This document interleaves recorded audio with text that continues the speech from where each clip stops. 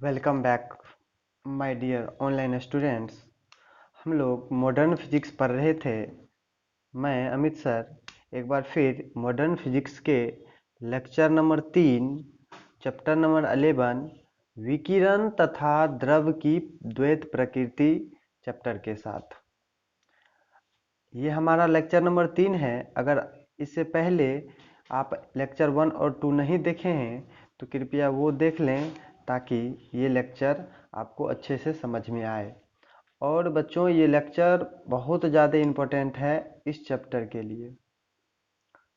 और इस टॉपिक का नाम है प्रकाश विद्युत प्रभाव का प्रायोगिक अध्ययन, जो लेनार्ड के द्वारा और इसका सहयोग मिलिकन साहब ने भी किया था। बेसिकली नाम लेनार्ड का है, इसलिए लेनार्ड का प्रयोग लिखे हैं। इस प्रयोग को सबसे पहले इस सेटअप को समझते हैं कि ये सेटअप क्या था। सबसे पहले इस सेटअप में एक ये निर्वातित कांच या क्वार्ट्ज की नलिका ली गई। ये जो है ये हमारा क्या है, यह निर्वातित कांच की नलिका एक ली गई। निर्वातित कांच की नलिका ली गई जिसमें दो पट्टिका को रखा गया। दो पट्टिका को रखा गया। ये पट्टिका प्रकाश संवेदी पट्टिका है और इसे सी से दिखाया गया। प्रकाश संवेदी पट्टिका सी, और ये हमारा कैथोड का काम करेगा। और इस पे अगर हम चिन्ह पूछें तो ऋणात्मक चिन्ह होता है, ये कैथोड का काम करेगा। उत्सर्जक पट्टिका भी हम कहेंगे। सी को क्या कह देंगे, कैथोड या उत्सर्जक पट्टिका। इसको हम क्या कह देंगे, प्रकाश संवेदी पट्टिका है, इसको हम उत्सर्जक पट्टिका कहेंगे या कैथोड। इधर ये दूसरी धातु की जो प्लेट है इसको हम प्लेट पट्टिका ए या एनोड पट्टिका कहेंगे, और इसका चिन्ह क्या हो जाएगा, प्लस हो जाएगा, एनोड। अब उसके बाद हम देखते हैं कि स्रोत एस लेते हैं। स्रोत एस से ये परावैगनी किरण को हम पट्टिका सी, उत्सर्जक पट्टिका सी पर आपतित करा रहे हैं। और ये जो यहाँ पर आप देख रहे हैं ये एक W, ये इसको हम W नाम दे देते हैं। ये W क्या है, ये एक विंडो है, खिड़की है, जिससे ये क्वार्ट्ज का बना होता है। इसका क्या खास बात है कि ये जो विंडो है, ये जो कांच है क्वार्ट्ज का, ये सिर्फ परावैगनी विकिरण को ही आने देता है। तो इस तरह से हम स्रोत S से C पर हम परावैगनी विकिरण को आपतित कराते हैं। उसके बाद आगे सेटअप को हम समझते हैं कि जैसे ये परावैगनी किरण आपतित होता है तो इससे फोटो इलेक्ट्रॉन्स निकलने लगते हैं। पट्टिका सी से इलेक्ट्रॉन उत्सर्जित होने लगते हैं। तो ये इलेक्ट्रॉन जो है वह एनोड की ओर, यानी ये ए पट्टिका की ओर, और इसे हम संग्राहक पट्टिका भी कहते हैं, संग्राहक पट्टिका ए की तरफ वह आकर्षित होता है। अब ये आकर्षित क्यों होता है, तो उसके लिए ये बैटरी जो है ये एक विद्युत क्षेत्र उत्पन्न करता है, और उसी के प्रभाव में जितना भी इलेक्ट्रॉन कैथोड से उत्सर्जित होता है वो सारे के सारे एनोड पर जाके संग्रह हो जाते हैं। अब आगे सेटअप को देखते हैं कि ये यहाँ पर आपको दिख रहा है। इस सेटअप को हम कहेंगे, ये इसको हम कहते हैं दिक् परिवर्तक। अब ये क्या काम करता है, तो C और A का जो ये ध्रुव है, अभी ये माइनस है ये प्लस है, इसके बीच की ध्रुव दिशा को बदलते हैं इसकी सहायता से।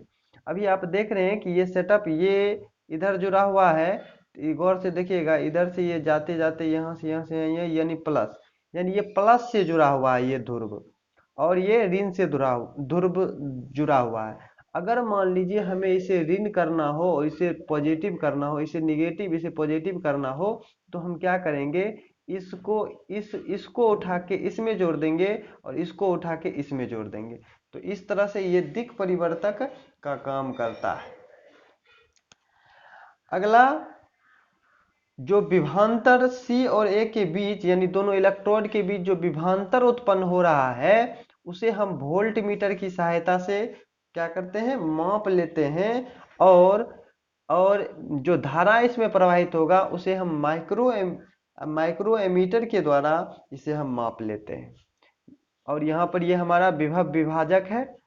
तो इस पूरे सेटअप को हम लोग किस चीज के लिए अध्ययन करते हैं, यानी ये जो प्रायोगिक व्यवस्था हम लोग ने किया वह प्रकाशिक धारा के साथ विभिन्न विभिन्न परिवर्तनों के अध्ययन में हम कर सकते हैं। और वो सब क्या हो सकता है, तो हम देखेंगे कि ये जो इलेक्ट्रॉन निकल रहा था फोटो इलेक्ट्रॉन, और ये जो एक कंटिन्यूअस प्रवाह होगा इसका, तो वह प्रकाशिक धारा बनेगा। और प्रकाशिक धारा जो ये बनता है तो ये निम्न के साथ परिवर्तन करता है, यानी इस पे बहुत सारी चीजों का प्रभाव होता है। वह क्या क्या हो सकता है, तो वह हो सकता है पट्टिका ए और सी के बीच का विभवांतर। हम देखेंगे कि ए और सी के बीच विभवांतर का क्या प्रभाव पड़ता है प्रकाशिक धारा पर। दूसरा चीज हम देखेंगे प्रकाश या विकिरण की तीव्रता का क्या प्रभाव पड़ता है। और तीसरा चीज देखेंगे प्रकाश या विकिरण की आवृत्ति का क्या प्रभाव पड़ता है। और चौथा देखेंगे ये जो उत्सर्जक पट्टिका सी है वह उस पदार्थ की प्रकृति किस प्रकार प्रकाशिक धारा के साथ परिवर्तन होता है। तो आइए अब हम लोग सबसे पहला टॉपिक समझते हैं। और पहला टॉपिक है पट्टिका ए और सी के बीच विभवांतर का प्रभाव। तो हम लोग देखेंगे पट्टिका ए और सी के बीच विभवांतर का प्रभाव। तो अब हम देखेंगे प्रकाश विद्युत धारा पर पट्टिका ए और सी के बीच विभवांतर का क्या प्रभाव होता है।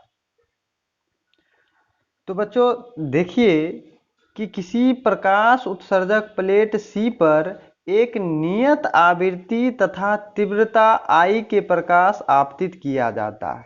कहने का मतलब जब हम यहाँ स्रोत से जब हम सी पर प्रकाश आपतित कराएंगे तो इसकी आवृत्ति और प्रकाश की तीव्रता को हम कांस्टेंट रखने वाले हैं, यानी उसकी आवृत्ति को और प्रकाश उसकी तीव्रता को अभी हम प्रभावित नहीं कर रहे हैं। और तब हम सिर्फ विभवांतर का प्रभाव अभी हम देख रहे हैं, तो उस समय हमें आवृत्ति और प्रकाश की तीव्रता को कांस्टेंट रखना होगा, नियत रखना होगा। अब C के सापेक्ष A के विभव को धनात्मक रखते हैं। इस सेटअप में रखा भी गया है, A को धनात्मक रखा गया है और C को ऋणात्मक रखा गया है। तो C के सापेक्ष A धनात्मक विभव पर है। अब हम क्या करेंगे कि A के धनात्मक विभव को धीरे धीरे बढ़ाएंगे। तो जैसे ही ये धीरे धीरे बढ़ाया जाता है तो सबसे पहले प्रकाश विद्युत धारा बढ़ती है, तत्पश्चात वह अधिकतम हो जाती है। ये पॉजिटिव है और ये इलेक्ट्रॉन आ रहे हैं। ये जितना अधिक पॉजिटिव होगा यानी यहाँ पर विभव बढ़ेगा तो वह इलेक्ट्रॉन तेजी से इसकी ओर आकर्षित होगा। तो वह जैसे जैसे बढ़ाएंगे तो प्रकाश विद्युत धारा का मान बढ़ जाएगा। लेकिन एक ऐसा समय आएगा जब सारा का सारा यहाँ से इलेक्ट्रॉन उत्सर्जित हो जाएगा और सभी यहाँ पर संग्रहित हो जाएंगे।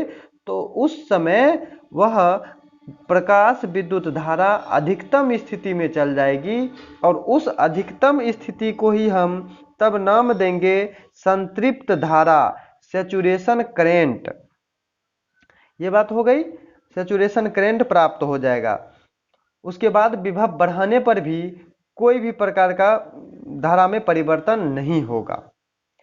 फिर क्या करेंगे, हम प्लेट सी के सापेक्ष ए पर ऋणात्मक विभव आरोपित करेंगे। इस कम्यूटेटर के दिक् परिवर्तक की सहायता से, कम्यूटेटर की सहायता से इसकी पोलैरिटी को चेंज कर देंगे, ध्रुवता को चेंज कर देंगे। ये पॉजिटिव को यहाँ पर ऋणात्मक विभव आरोपित कर देंगे। तब हम क्या देखेंगे कि विभव आरोपित कर देंगे और इस ऋणात्मक विभव को धीरे धीरे बढ़ाएंगे। जब धीरे धीरे बढ़ाएंगे तो एक वह धारा का मान घटेगा, काहे कि इलेक्ट्रॉन में रिपल्सन के कारण यहाँ पर इलेक्ट्रॉन आ नहीं पाएगा। तो क्या होगा कि इस ए पर ऋणात्मक विभव आरोपित करने के बाद उसे अगर हम धीरे धीरे बढ़ाते हैं तो उस धारा का मान घट जाता है और वह घटते घटते एक निश्चित ऋणात्मक विभव पर उस धारा का मान शून्य हो जाता है। तो क्या देखें कि ये अगर पॉजिटिव है और इससे पॉजिटिव को यानी और धनात्मक विभव को अगर हम बढ़ाएंगे तो प्रकाश विद्युत धारा बढ़ेगा और एक समय अधिकतम स्थिति जानने के बाद संतृप्त धारा की प्राप्ति हो जाएगी। फिर हम क्या करेंगे, इसे ऋणात्मक विभव देंगे और धीरे धीरे ऋणात्मक विभव का मान बढ़ाएंगे तो धारा का मान उस समय घटेगा और एक ऐसा समय आएगा जब धारा का मान घटते घटते शून्य हो जाएगा और वह जिस ऋणात्मक विभव पर शून्य होता है उसे एक और नाम हम देते हैं और उस विभव को हम कहते हैं निरोधी विभव, स्टॉपिंग पोटेंशियल, या एक और नाम हम देते हैं अंतक विभव। तो उसे हम यहाँ पर लिख देते हैं, क्या बोले, एक टर्म को अभी इंट्रोड्यूस किए, निरोधी विभव या अंतक विभव। निरोधी विभव या इसी को हम कहेंगे अंतक विभव। अंग्रेजी में क्या कहेंगे, स्टॉपिंग पोटेंशियल और कट ऑफ पोटेंशियल। इसका क्या परिभाषा हो जाएगा, वह न्यूनतम ऋणात्मक विभव, वह न्यूनतम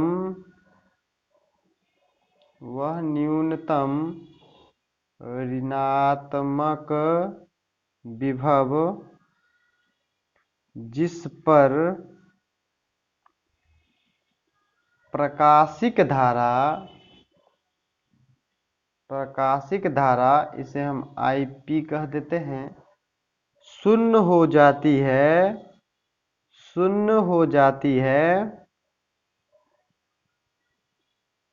उसे निरोधी विभव कहते हैं। निरोधी विभव को हम लोग V0 से प्रदर्शित करेंगे। एक बात और ध्यान रखेंगे कि निरोधी विभव पर क्या होगा कि अधिकतम ऊर्जा, वह इलेक्ट्रॉन जिसके पास अधिकतम गतिज ऊर्जा है वह भी रुक जाता है। क्या कहने का मतलब, हम लिख देते हैं कि निरोधी विभव पर अधिकतम गतिज ऊर्जा के इलेक्ट्रॉन भी रुक जाते हैं, अतः निरोधी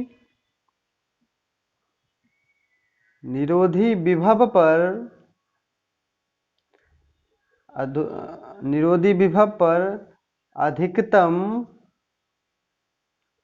गतिज ऊर्जा का मापन किया जा सकता है। और यहाँ से एक सुंदर सा फॉर्मूला आ जाता है, गतिज ऊर्जा को के से दिखाते हैं तो के उच्च, के मैक्स बराबर हो जाएगा, यानी उच्चतम गतिज ऊर्जा बराबर हो जाएगा इलेक्ट्रॉन का चार्ज E और यहाँ पर विभव V0। ये हो गया।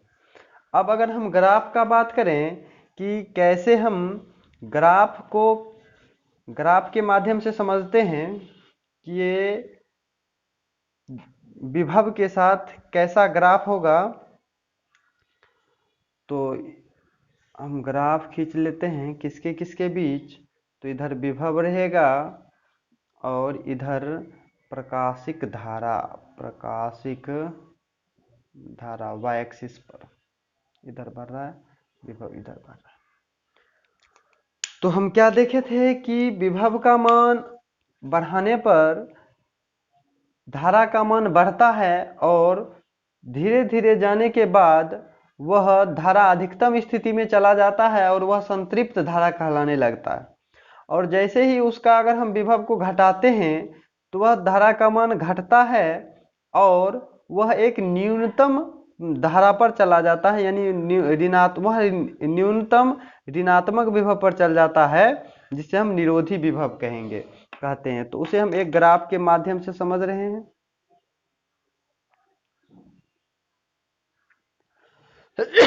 सॉरी, यहाँ पर आप देख रहे हैं कि ये जैसे जैसे विभव को बढ़ाएंगे, विभव इस मान बढ़ रहा है तो प्रकाशिक धारा का मान बढ़ रहा है, लेकिन कुछ समय के बाद ये धारा का मान ये कांस्टेंट हो जा रहा है, यानी इस धारा को हम क्या कह देंगे, संतृप्त धारा कह देंगे, संतृप्त धारा कहेंगे। और विभव का मान घटाएंगे, अब घटाने का मतलब है कि इधर जाएंगे, ये घटेगा तो प्रकाशिक धारा का मान धीरे धीरे घटेगा, और एक ऐसा समय आएगा ये ऋणात्मक विभव पर कि इसका प्रकाशिक धारा का मान 0 हो जाएगा, प्रकाशिक धारा का मान 0 हो जाएगा। तो इस ऋणात्मक विभव को हम क्या नाम देंगे, निरोधी विभव। ये निरोधी विभव ये कहलाएगा। तो ये ग्राफ हो गया प्रकाशिक धारा और विभव के बीच। अब दूसरा हम देखेंगे प्रकाश की तीव्रता का क्या प्रभाव पड़ता है प्रकाश विद्युत धारा पर। तो यह पाया गया है कि प्रकाश धारा आपतित प्रकाश की तीव्रता के साथ रैखिकतः बढ़ती है, परंतु निरोधी विभव कट ऑफ पोटेंशियल का मान अपरिवर्तित रहता है। यानी कहने का मतलब प्रकाश की तीव्रता को जैसे बढ़ाते हैं तो प्रकाश विद्युत धारा का भी मान बढ़ता है, और वह लीनियरली बढ़ता है, रैखिकतः बढ़ता है, इस तरह से बढ़ता है। जितना प्रकाश की तीव्रता होगी उतना अधिक प्रकाश विद्युत धारा प्रवाहित होगा, लेकिन इसमें उसका निरोधी विभव मान अपरिवर्तित रहता है, वह मान चेंज नहीं होता है। अगर हम पिछला ग्राफ से अगर हम बात करें कि क्या होगा जब हम प्रकाश की तीव्रता को हम बढ़ाएंगे, तो हम देखे थे कि विभव और प्रकाश विद्युत धारा में ऐसा ग्राफ आया था, ये सैचुरेशन करंट था I1 और ये स्टॉपिंग पोटेंशियल था I। अब हम मान लेते हैं कि प्रकाश की तीव्रता को हम कांस्टेंट रखे तो ऐसा विभव के साथ आया था, लेकिन अब हम क्या करते हैं प्रकाश की तीव्रता को बढ़ाते हैं और मान लेते हैं कि प्रकाश की तीव्रता 3 हम लेते हैं, I1, I2 और I3 का 3 प्रकाश लेते हैं, जिसमें I3 का मान बढ़ता हुआ है। यानी तीव्रता बढ़ाते हैं तो प्रकाश विद्युत धारा का मान भी बढ़ेगा, लेकिन इन सभी में ये जो स्टॉपिंग पोटेंशियल है, ये जो निरोधी विभव है, ये जो मंदक विभव है, मंदक विभव भी इसे कहते हैं, इसका मान अपरिवर्तित रहेगा। यानी अगर मान लीजिए ये I1 के लिए, अगर I1 इंटेंसिटी, I1 तीव्रता के लिए अगर निरोधी विभव यह है, तो I2 और I3 तीव्रता बढ़ाएंगे तो प्रकाश विद्युत धारा बढ़ेगा, यानी लेकिन ये प्रकाश तीव्रता बढ़ेगा, यानी I2 इधर, I3 इधर। ऐसा हम इसलिए कह पा रहे हैं प्रकाश विद्युत धारा ज्यादा है क्योंकि I3 का मान ज्यादा है, तो I3 पे प्रकाश विद्युत धारा का मान ज्यादा होगा, I2 का मान उससे कम है तो उसके नीचे होगा, और I1 का मान सबसे नीचे होगा। लेकिन इस तीनों इंटेंसिटी के लिए ये जो निरोधी विभव है इसका मान एक ही होगा, तीनों का मान एक ही होगा। ये बात होगी। तो ये ग्राफ हो गया प्रकाश विद्युत धारा और संग्राही पट्टिका विभव के बीच जब अलग अलग इंटेंसिटी होगा तब